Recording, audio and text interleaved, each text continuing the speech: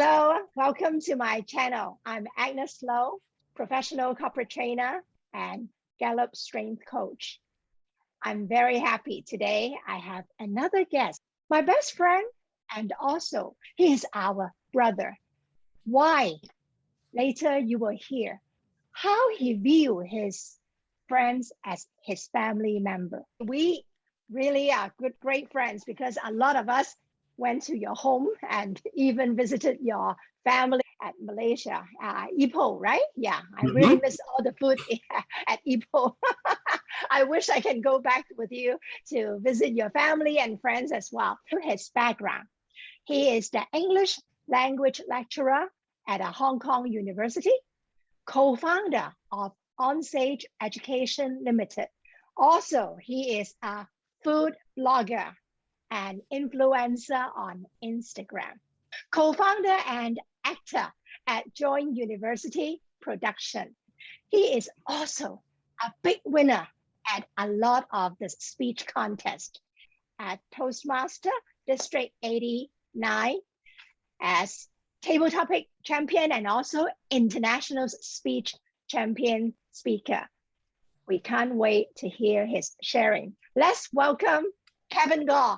Hi. Hello. Hello, everyone. My name is actually Kevin Goh, coming from all the way from Malaysia itself. I have been in Hong Kong for quite some time, but before that, I was all over the place, ranging from China all the way back to Malaysia as well. I have been in the teaching industry for the longest time, but because I have been away from Malaysia for so long, I brought along with me a very traditional trade that was basically from Malaysia itself, and that has been with my family for the longest time. I am also the co-founder of enseigne. We look at resume writing, we look at cover letter writing, we also give workshops on presentations, job search, and everything that in particular to universities around in Hong Kong.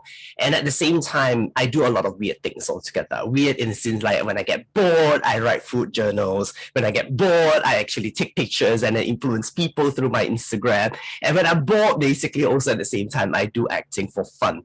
Because to me, creativity is something that defines me and still give me passion, and at the same time giving me the moment of who I am.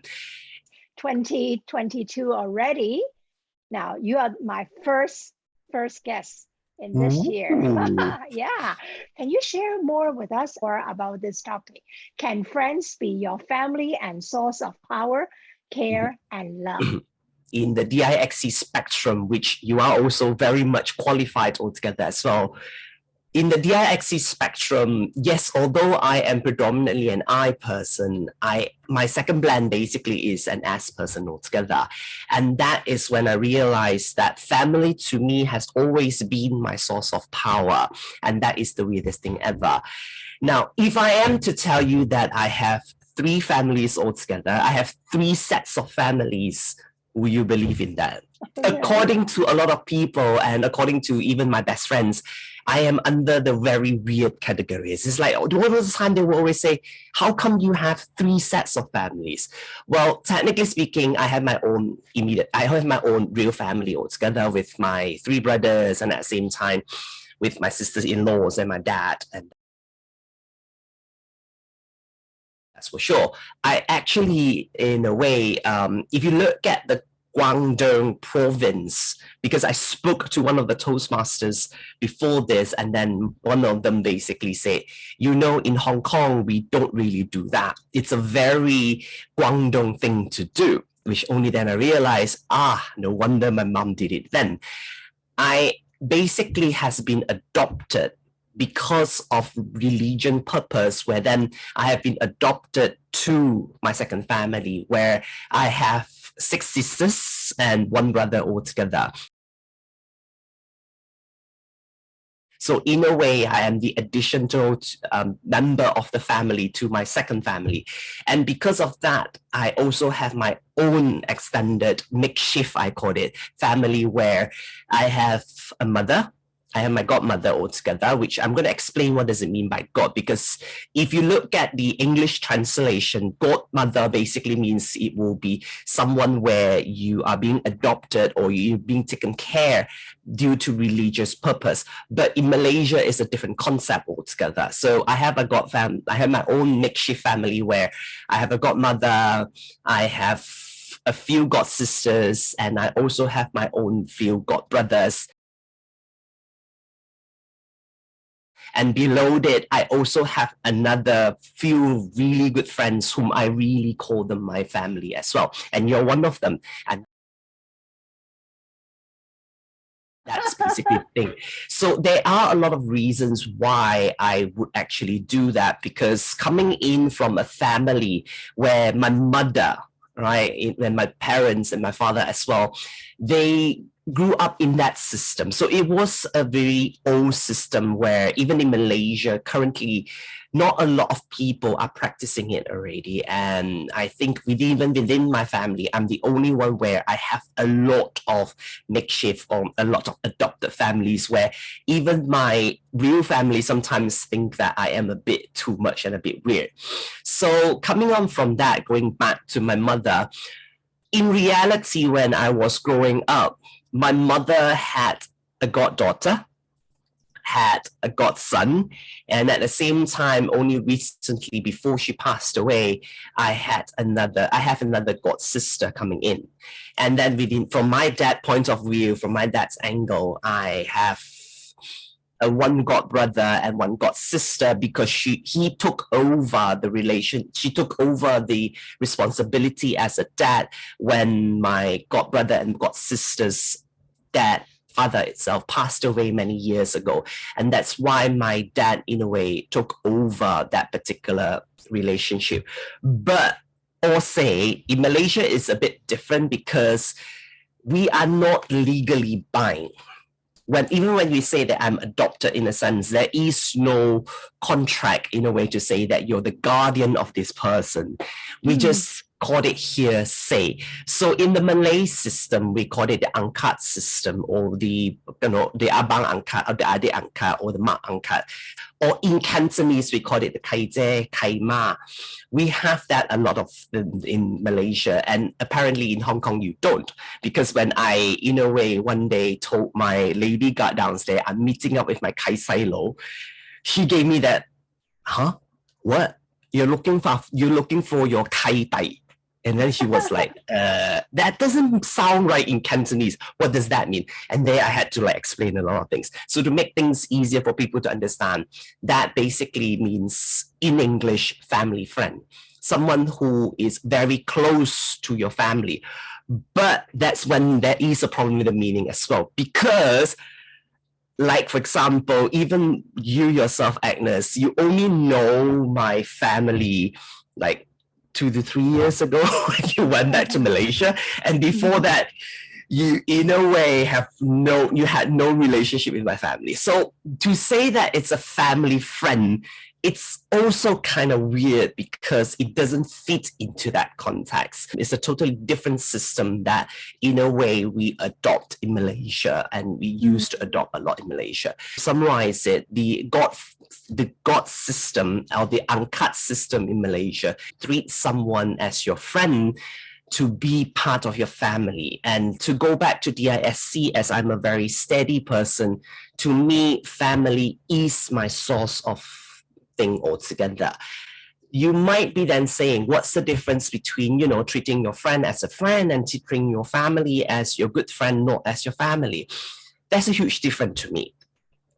You don't, when I call you my 𝒂𝒂𝒏𝒔𝒂𝒕𝒊𝒐𝒏, like I always call Agnes ate, when you call someone ate already, or when you call someone your sister already, no matter how much you quarrel, you are still part of the family. And therefore, the system is in a way where say, literal translation, die or no die, you cannot sever the relationship. In a sense, it's like you still have to find your way to forgive each other, and at the same time, in a way, then to talk to each other as a family, because you cannot run away from your family. unless you absolutely want to, like, in a way, cut ties with your family as well, which can happen. But because it is part of your family already, cutting ties with your family member is the hardest thing to do. And when you call someone your family, it's very hard to cut that tie. And that is for sure. Wow, what I learned from you about uncut system. Yeah, so it is not related to religious, or it's not really by to any kind of black and white kind of like document saying that. But what is the difference between kaima, kaizai? Is Chinese people also have this kind of way of treating the relationship, which means that there is a very strong bonding. So is it a similar kind of like kaima, kaizai, kaigo, that kind of relationship as Chinese people say?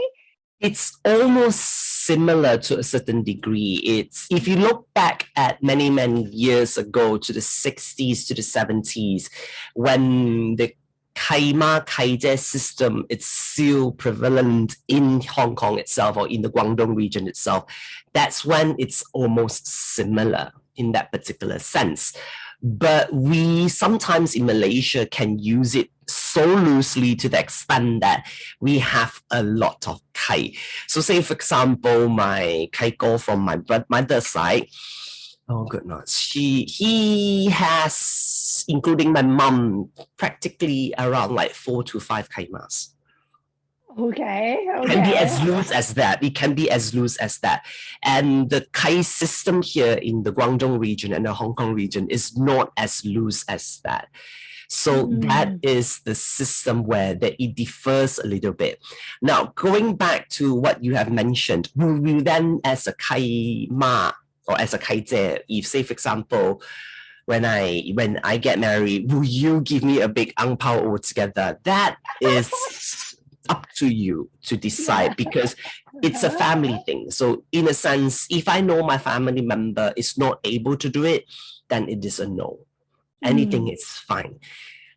That one is entirely up to that person to decide and all together. But if you are part of the family as well, or if you're a part of the family already, then you make sure that you really treat that person as a family, no matter where you go. I see. Okay. From what you're very passionate sharing, so you have a lot of great friends. So does it help you in this pandemic to really have a better life, that you cannot fly back to see your parents for over 2 years? It's tough. Yeah, I know you also have your work, but on the other hand, it's quarantine, all these different kind of constraint that you cannot fly back. So tell me, how do you see the happiness and joy that you find in Hong Kong that make you feel so fulfilled in these 2 years?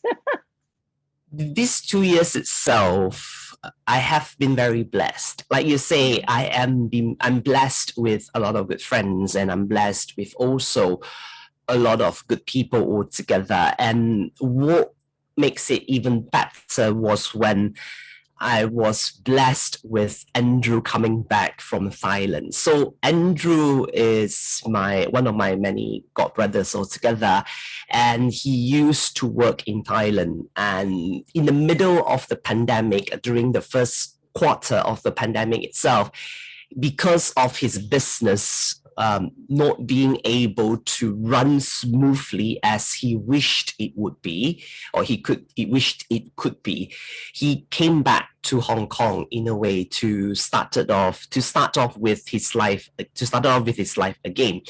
And that's when, being someone who's a very high S altogether, he kind of like looked at me and then one day just told me straight in my face that, you know what, let's just take your concept and just treat you as a family as well. So his family, it's very fun-loving in that particular sense, where he and his brother and Chu Mama, and basically every weekend we'll throw parties. Every weekend we'll in a way gather together. So every weekend, then we will gather together as best as I can because I'm a workaholic. You know me as well. So sometimes if I'm working, then I will tell them I'm working and I might be working quite late. So it's like a common Hong Kong thing to do. It's like 我今晚唔返嚟食飯啦，太忙啦。I'm too busy to come back because I'm still working. So that will be me, that son. But whenever I can, in a sense, I will go there. And that basically is how I survived the 1.5 years in Hong Kong without, in a way, having that, longing to go home too much. If you ask me, do you still miss your family? Of course I miss my family. I haven't even seen, by the way, just to, in a way, give you a clearer picture why I long to go back. I actually haven't seen my newest niece since the day she was born. And that was already like 1.5 years already. She could already walk, she could already talk, and all I could really, or I can really see, or I could really see now is her on WhatsApp. I haven't seen her in person. So if you say that, do you long for your family, knowing the fact that you have a family here in Hong Kong? Yes, I do. I still have my real family, and I long to really want to pinch my little niece. Yeah, I think by the time I go back and I could really pinch her, she would probably just look at me one kind and say, what a weird uncle is this? So yes, in that particular sense, I am very happy to have a lot of, good friends. And Andrew is just one of them. I also have Lilan, I also have Cecilia, I also have PH, I also have Agnes, people that you know from Toastmaster, who in a way once in a blue moon will then say, come, let's have dinner. And last year, Chinese New Year, Lilan just say, you know what, just come back to this family and go through Chinese New Year with us, even though it's going to be a very Singaporean Chinese New Year, not a Malaysian version, but at least I feel the love. Next New Year, Chinese New Year, I don't know. I will give you the answer. See which house would I then just ransack and just go for fun. And at least then I won't feel sad. And kind of like that's, as I said, that's the reason why the title, Can Your Friends Be Your Family to Be the Source of Power? If without them, I will tell you that I would have left this place long time ago, even halfway through my contract, because it's just insane without being able to see your family members and without being able to see people that are so close to you. And 2 years, it's it's a lot. But you are very lucky. And I know how great your personality and also your energy that really connect, just like Manak, have a lot of great friends around us. So I think this is a great inspiration for us to find how we can have love and also happiness and joy in any kind of not very desirable situation like right now. So thank you so much for sharing with us, using your story of how your Malay style of God family and bring us know how you view this value. So important with so many brothers, elder brothers, sisters, as your God brothers and God sisters and buddies in your life. Any kind of work from your education company, perhaps you can share more. So the company started with Claire and Anna, and I'm one of the many 3 co-founders altogether. We started the company to look at people's resume and to look at people's cover letter, because we realized that people, in a way, do leave a lot, especially nowadays in the current pandemic time, and because of the movement altogether. A lot of people are in a way looking for jobs or in a way changing jobs altogether. And what we do in the job search in enseigne is to be able to help people with the resume writing and the cover letter writing, and also at the same time to teach people to go through the job interview skills. That is one thing that we look at. We also, in a way, because Anna and I, both of us are English teachers, we do a lot of ESP stuff. ESP basically means English for specific purposes, in a way where we teach workshops, like for example, business English, And at the same time, we also do, because it's English in general, we also do presentation skills. And at the same time, because we are qualified to be behavioral consultants and SDS altogether, we do help students in a way to look at their portfolio, and at the same time, what will be the jobs or what will be the stream of things that they will really want to look at, and especially if they haven't entered the university or they don't know what is happening. There is a reason why, in a way, like, why don't you just do adults? Well, adults, in a way, if you want, please go to Solution Bulb, because Solution Bulb will help you a lot because you're dealing with adults. We like to deal with kids a little bit more because both Anna, Claire, and I, or the three of us, have been an educator or in the education industry for so long. I also do, because of the pandemic, as I said, I like to do things. I got bored and I started food blogging because I'm a foodie. I love eating food. And because of that, I started writing blogs. And at the same time, I'm kind of curious sometimes. I'm a very curious person. And I love to play with algorithm, especially the Instagram algorithm. I still haven't mastered the Instagram algorithm altogether, but I kind of know how it works now. And that's basically why I came in as an influencer. But most of the time I spend time on eating, because eating has been my greatest joy. Because according to my friend, my anagram has always been on to giving time for myself and to eat good food. And good food is my source of energy. And because of that, I'm like, why not share? So if you really want to follow me, you can ever look at me at Kevin and Food or Kevin at Goh. At the same time, you'll be able to either see me personally as a person or see me eating food, posting our food programs. I would love to travel to Canada to try out poutine, because I heard poutine is a very good thing. But I'm still waiting for it to really open, which is a sad thing. Come and visit.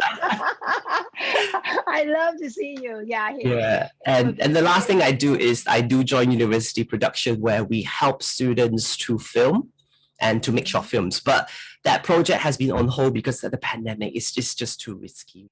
It's very important to show our gratitude. And in this new year, Kevin, who are you going to show your gratitude? I would like to show my gratitude and gratefulness, of course, to none other than my God family, because you see, they have always been the source of my power, my love, and my care. Without them throughout these 2 years, without them throughout the entire years itself, I would have been dead long time ago in that particular sense. It's because how can one person be sane without having love altogether? That's why my God family has always been my source of power and my love. Other than my own family and my adopted family altogether. Of course, they love me for who I am. My makeshift family is also my greatest source of power, where, you know, I love my first family a lot, my makeshift family, the first one altogether, because without them, I wouldn't be here today. Without them, I wouldn't even go out of Hong Kong. And without them, every now and then, my godmother, in a way, texted me every morning saying, "Hi, how are you? Have you eaten your breakfast?" She does love me like a son. And that basically the first part altogether. I also love a lot of people coming in, like my Suzhou family. I also have one of them, where 3 Malaysian sisters, and without them, and also 2 Chinese brothers, and without them, I would have been crazy in Suzhou as well. The backstory was like, I'm very grateful that at least that the day they landed, the day they found out that I was already in Suzhou for the past few days in the winter itself, when it was really cold and I was really not ill prepared for it. That was the day that they landed itself. They texted each other. They took me out to Ocean, a hypermarket, and they, in a way, educated me like, this is what you need to do in order for you to keep warm. They educated me a lot, and at the same time, they bought a lot of stuff for me. And that was when I started my Suzhou family. And without them, I would have been frozen dead already, and I would have left Suzhou long ago. But they gave me that warmth. And the family in Hong Kong, I had my MDC family that will be you, Nat, Carly, Lilan, PH, Cecilia, and of course, I also have Anna to thank. And from there, because of the mentorship, and I also have Winston and Wilson coming in as my brother, it's where I grew up to have a strong network of sisters and brothers.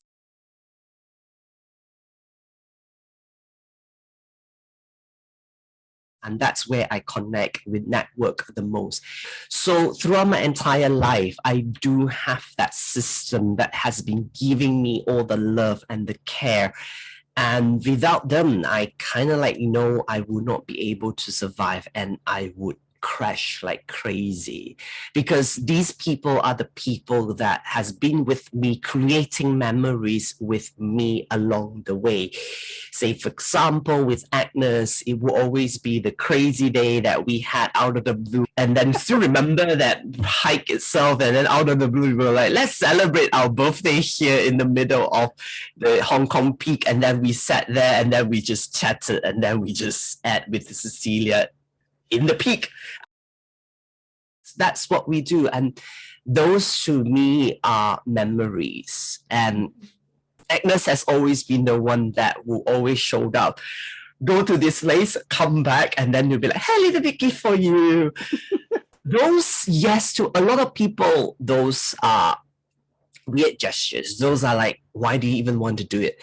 But to me, those are memories. Those are precious gifts. And I still have your pencil, by the way, that I refused to use from the Berlin Wall. Remember that pencil you gave me? Oh, I couldn't find anything when I was in Berlin Wall, but I could only find a pencil. Yeah, I still refuse to use that pencil, and that pencil is still with me in my pencil case.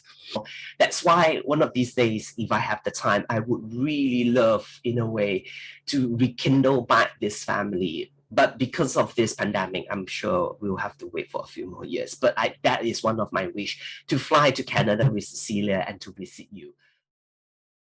Or then buy a ticket for you to come back.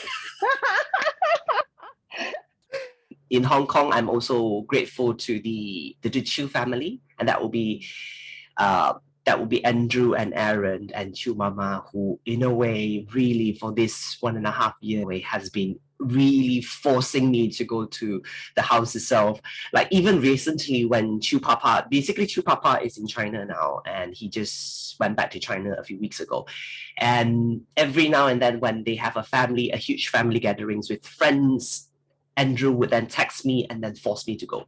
Force is the word. It's like, no matter how busy after work, just come. I don't have a choice, because Andrew would say, just come, because daddy asked for you. And I was like, okay, fine, I'm coming home. You know how sometimes when we are so busy as kids, we would just tell our dad, dad, I'm busy, I'm not coming home. But when you have a brother who say it like that, then yeah, daddy is looking for you, just come back, then you don't really have a choice. Yeah, in a way, I'm really thankful. And of course, I am always thankful to my kids, where I do have my own God family, where now I have my own family with 6 kids, 5 sons and 1 daughter. But that is enough.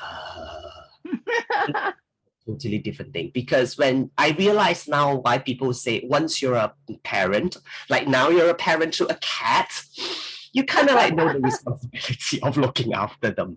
And of course, then I'm sure you love your cat, you love your kid as much as I love mine. And even though they are not my real kids, I still have to take on the responsibility of a godfather most of the time. Like there was this time when my son was going through very unhappy times. I had to step up because the mum wasn't really doing, there was something that he couldn't tell the mum. And that's why, as someone not from that family, I had to go in to really then unlock everything that I need to unlock. But that was part of it, and that what made our relationship better. But of course, then my kids are all over the place now, like any other children. They are just all over the place, starting off their life everywhere as well. So this new year, I am very thankful to all my family, especially Agnes, Cecilia, and the others as well. And I'm very I'm grateful to have them. And of course, then along the way, I'm also in a way hoping that everybody will be able to really see, you know, very close friends or very best friends itself that you would want to keep for the rest of your life as part of your family. And don't be shy. Just because there is no terminology for it doesn't mean that, you know, you can't create one for them. Yeah, thank you. Thank you so much. I really like what you said, that friends come and go, and there are some friends that really have a big purpose, and it really helps us to shape ourselves to be a better person. And thank you very much for the friendship and also the sibling brother with you. We wish the pandemic will be going to be in control, that everyone can fly to visit their family. And Kevin, I really wish you can see your family and fly back to Malaysia soon and enjoy the time in Hong Kong. And I know everyone really loves you in Hong Kong, and it will be the place for you. It's one of your family here. And no matter where you go, we all wish you the best. Thank you very much, Kevin. Have a very great 2022. Yeah, bye-bye. Bye.